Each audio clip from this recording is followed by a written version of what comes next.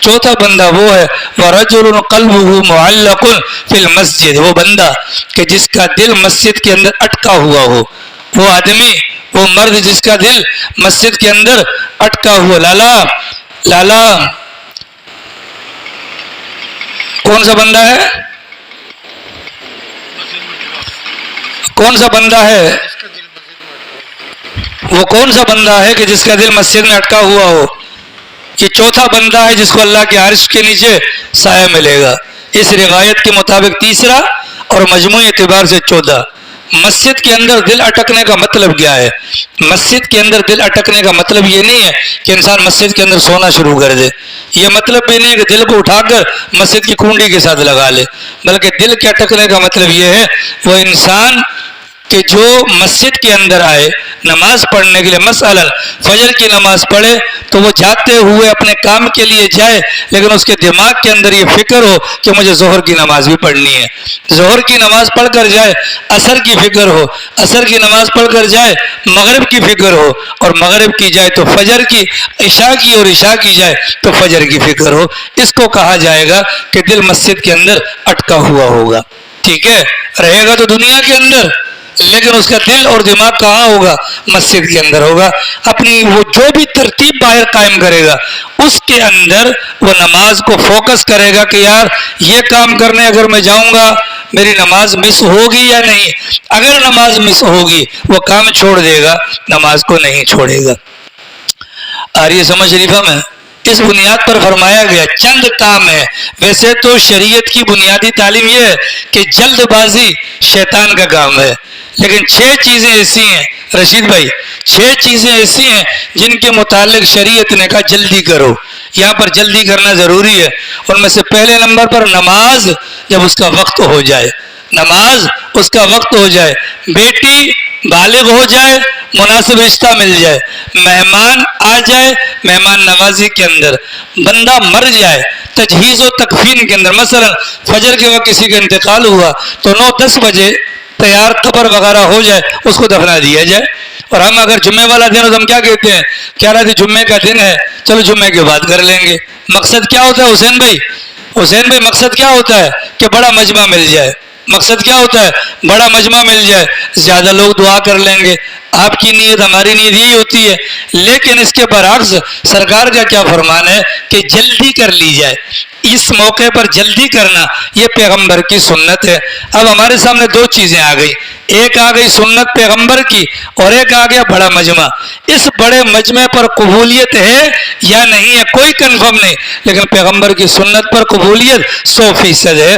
اگر پیغمبر کی سنت کو زندہ کر لیا گیا، اللہ کی ذات سے 110% یقین ہے کہ سنت کی وجہ سے بھلے 6 بندے بھی جنازہ پڑھنے والے ہوں، اللہ کے نبی کے فرمان کی وجہ سے ہمارے مردے کی کیا ہو جائے گی؟ بخشش ہو جائے گی۔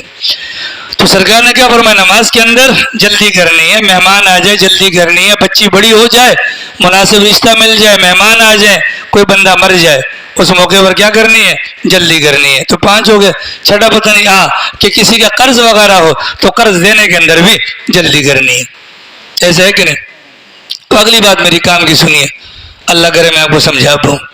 کسی کو نیند آ رہی ہو تو دائیں بائیں ہل لیا کرو، ٹھیک ہے، تاکہ توجہ آ جائے۔ اگر اللہ کا عرش کا سایہ لینا ہے، اور اگر نہیں لینا تو ٹھیک ہے، پھر کیا ضرورت ہے نمازیں پڑھنے کی؟ اگر لینا ہے تو محتاج بن کے بیٹھیں گے تو انشاءاللہ فائدہ ہوگا۔ ہمارے بڑوں نے عجیب بات فرمائی، ہمارے بڑوں نے فرمایا اذان ہوتی ہے نا، اذان ہوتی ہے نا سر صدارت، ہمارے بڑوں نے فرمایا، میں نے نہیں کہا، یہ ہمارے بڑوں نے کہا، ہمارے بڑوں نے کہا کہ جب اذان ہوتی ہے، اذان کے بعد اذان ہوتی ہے، اذان کے بعد لوگ نماز کی تیاری کرتے ہیں، ایسا ہی ہوتا ہے۔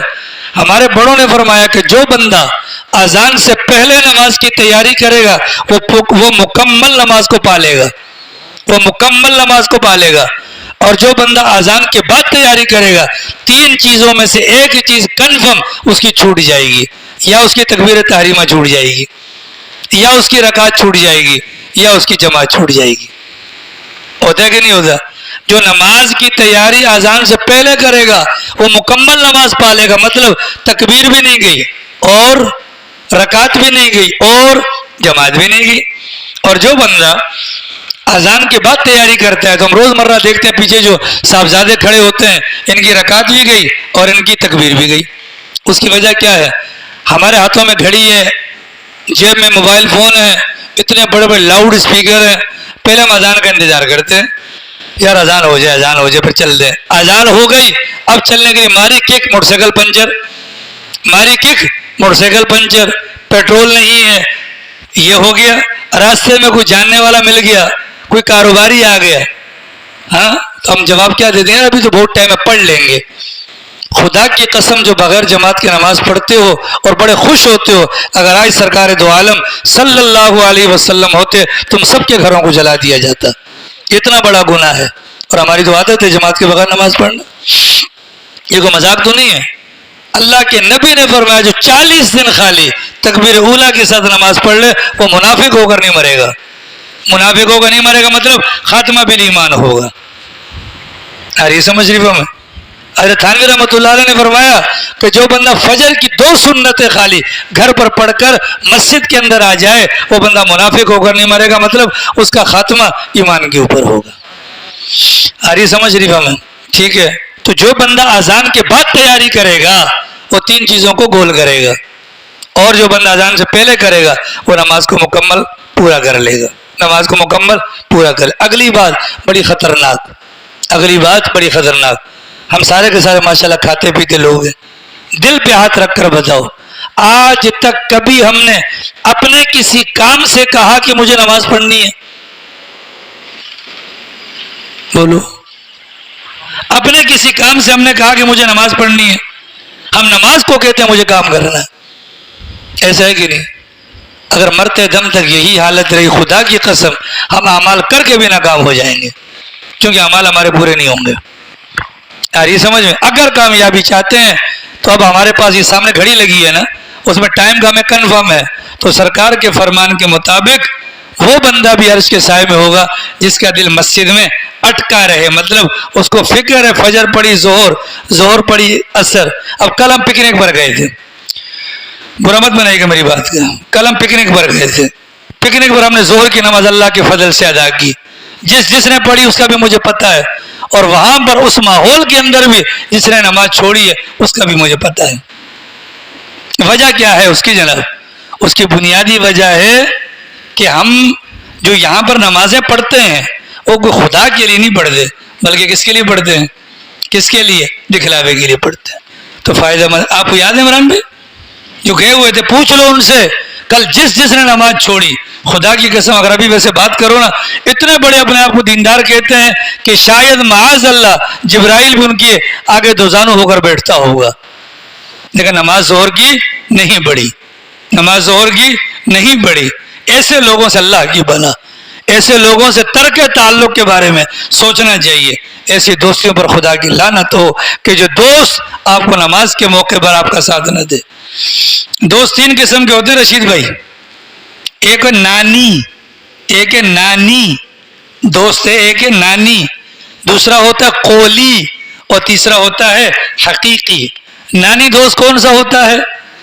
کہ جس کو آپ کھلاتے رہیں پلاتے رہیں وہ آپ کے ساتھ ہے, یہ نانی ہو گیا, نان روٹی. دوسرا قولی ہوتا ہے, آپ اس کی تعریف کر, حضرت ماشاء اللہ آپ کو شمار انسانوں میں کہاں, وہ آپ کے آگے پیچھے گھومتا رہتا ہے. اور تیسرا ہوتا ہے حقیقی, جو دکھ درد میں غم خوشی میں آپ کے ساتھ ہو, ہر موقع پر آپ کے ساتھ ہو. ہم اپنے دوستوں کے بارے میں سوچ لیں کہ وہ کون سے ہیں. سارے کے سارے نانی ہیں. ہاں کل چونکہ وہاں پر پیسے دینے تھے تو بہت سارے نانی. ٹھیک ہے ماشاءاللہ, یہ 2 والے تو نکل گئے, باقی ہمارا کوئی بھی دوست نہیں ہے.